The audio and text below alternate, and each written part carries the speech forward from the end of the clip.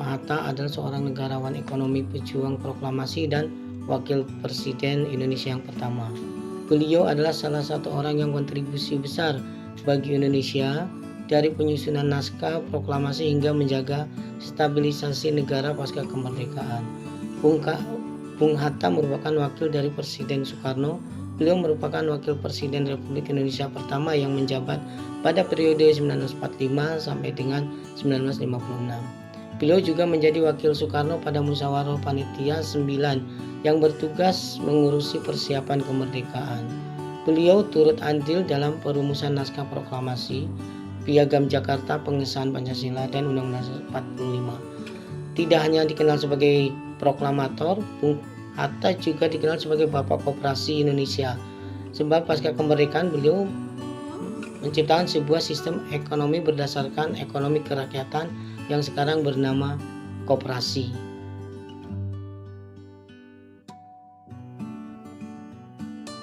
Keluarga ayah Muhammad Hatta sebagian besar adalah ulama, sedangkan keluarga besar dari ibu adalah seorang pedagang. Sebagai seorang yang dilahirkan dari keluarga yang terpandang, Muhammad Hatta dapat memperoleh akses pendidikan yang baik, sehingga dapat bersekolah di Europlus School atau ELS, sekolah untuk orang kulit putih di Bukit Tinggi.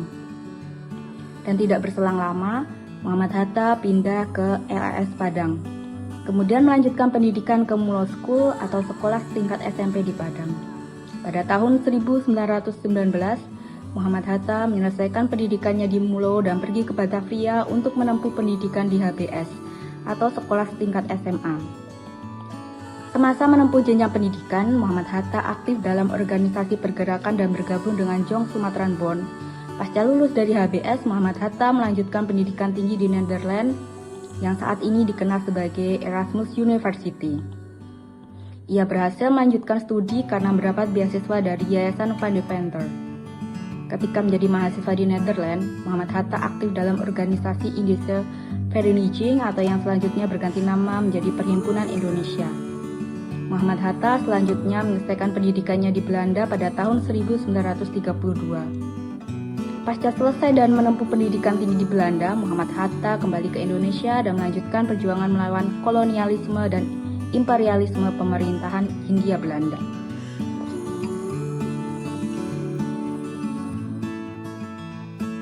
Terlibat dalam pergerakan politik sejak bersekolah di Belanda tahun 1921 hingga 1932.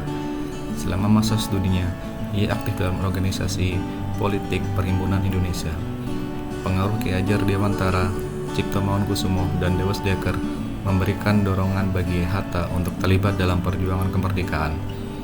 Organisasi Perhimpunan Indonesia di bawah kepemimpinannya mulai aktif memperhatikan perkembangan pergerakan di Indonesia dengan memberikan komentar dan ulasan di media massa.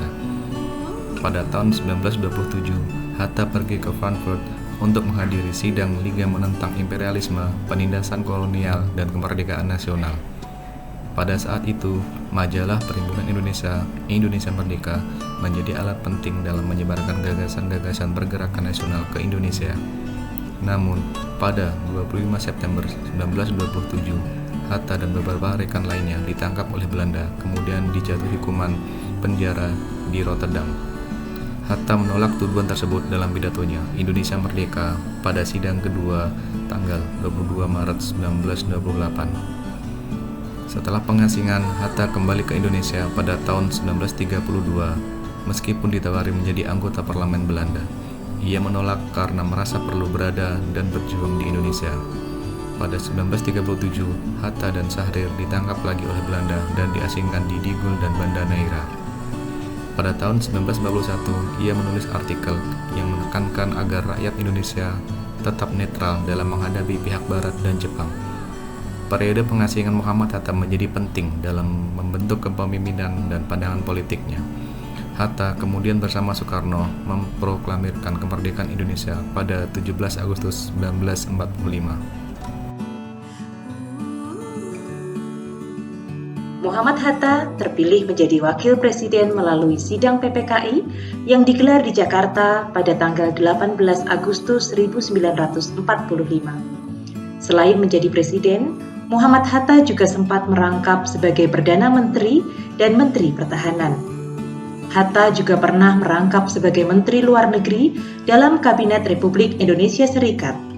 Pada akhirnya, Muhammad Hatta mundur dari kursi Wakil Presiden pada 1 Desember 1956 setelah 11 tahun menjabat. Selama menjadi Wakil Presiden, Bung Hatta amat gigih menyelamatkan Republik Indonesia dengan mempertahankan naskah Linggarjati di sidang pleno KNIP di Malang yang diselenggarakan tahun 1947. Pada 12 Juli 1947, Bung Hatta mengadakan Kongres Koperasi pertama di Tasikmalaya yang menetapkan tanggal 12 Juli sebagai Hari Koperasi di Indonesia. Kemudian, dalam Kongres Koperasi II di Bandung pada tahun 1953, Bung Hatta diangkat sebagai Bapak Koperasi Indonesia. Bung Hatta dipercaya oleh Presiden Soeharto untuk menjadi anggota Dewan Penasehat Presiden. Pada tahun 1972, Bung Hatta mendapat anugerah Bintang Republik Indonesia kelas 1 dari Pemerintah Republik Indonesia. Di tahun 1979, kesehatan Bung Hatta semakin menurun. Walaupun begitu, semangatnya tetap saja tinggi. Ia masih mengikuti perkembangan politik dunia. Bung Hatta wafat pada tanggal 14 Maret 1980 di Jakarta.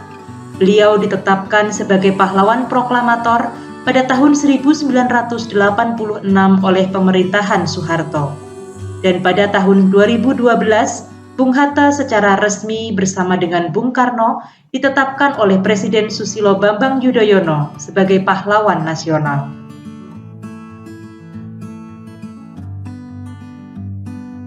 Sebagai seorang tokoh integritas, Bung Hatta memiliki prinsip-prinsip moral yang kuat dan teguh. Ia selalu berpegang pada nilai-nilai Pancasila dan menjunjung tinggi kejujuran, keadilan, dan keterbukaan. Bung Hatta juga memiliki integritas yang tinggi dalam menjalankan tugas-tugasnya sebagai pemimpin negara. Ia selalu berusaha untuk menghindari praktik korupsi dan nepotisme, serta memastikan bahwa kebijakan yang diambil selalu berpihak pada kepentingan rakyat Indonesia.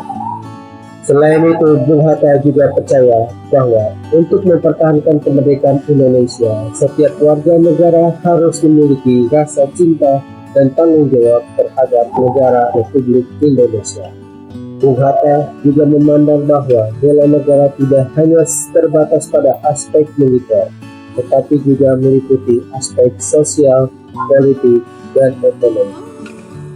Bung Hatta juga memperjuangkan keadilan sosial dan ekonomi bagi seluruh rakyat Indonesia. Bung Hatta percaya bahwa ketidakadilan sosial dan ekonomi dapat menjadi sumber ketidakstabilan dan ancaman terhadap keamanan nasional. Oleh karena itu, Bung Hatta memperjuangkan pembangunan ekonomi yang berpihak pada rakyat. Dalam perjuangannya, Bung Hatta juga mengajarkan pentingnya pendidikan dan pengembangan sumber daya manusia. Bung Hatta percaya bahwa pendidikan adalah kunci untuk membangun bangsa yang kuat dan mandiri. Bung Hatta selalu memberikan sumbangsi pemikirannya dalam banyak hal, mulai dari dasar negara konsep NKRI, proklamasi, sehingga didapat sebagai Wakil Presiden pertama Republik Indonesia. Sebagai generasi penerus, sudah sepatutnya kita meneladani Bung Hatta. Bung Hatta memiliki nilai semangat yang perlu kita contoh, jiwa solidaritas dan kesetiakawanan, jiwa toleransi, tenggang rasa, jiwa tata pamrih, dan bertanggung jawab serta berjiwa kesatuan. Oleh karena itu, Bung Hatta layak dijadikan sebagai contoh dan inspirasi bagi generasi muda Indonesia dalam memperjuangkan integritas dan bela negara.